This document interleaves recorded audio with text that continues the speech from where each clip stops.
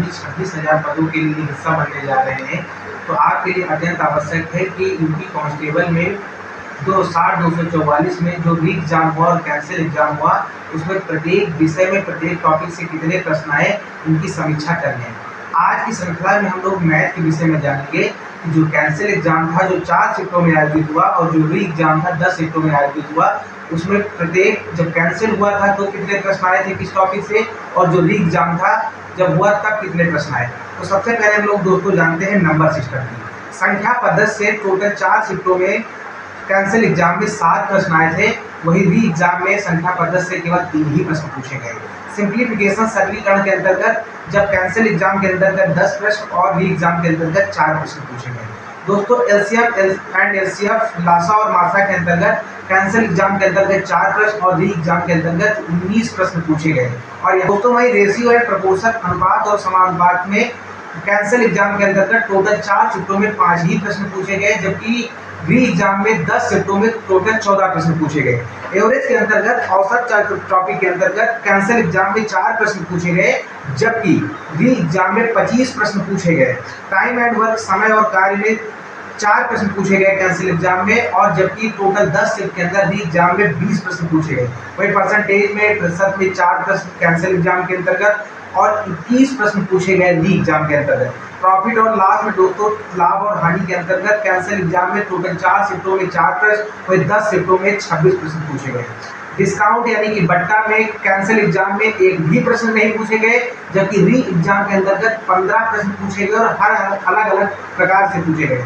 Simple interest के अंतर्गत दोस्तों साधारण ब्याज के अंतर्गत कैंसिल एग्जाम में 3 प्रश्न पूछे गए जो साधारण लेवल के थे, वही 11 प्रश्न पूछे गए री एग्जाम के अंतर्गत जो मॉडरेट टू हार्ड लेवल के थे।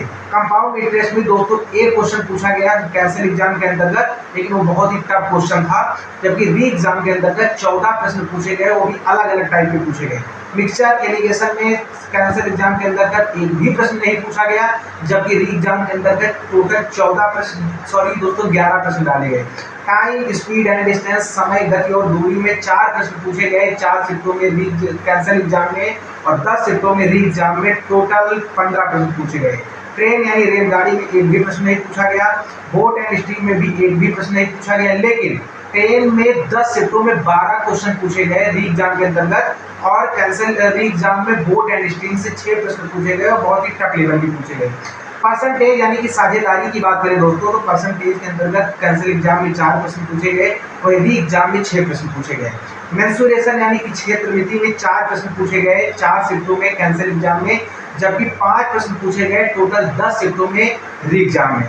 डीआई प्लस मिसलेनियस की अगर बात करें तो डाटा वर्गीकरण के अंतर्गत 20 प्रश्न पूछे गए थे आपके कैंसिल एग्जाम में 4 शिफ्टों में, जबकि 25 प्रश्न पूछे गए री एग्जाम में टोटल 10 शिफ्टों में।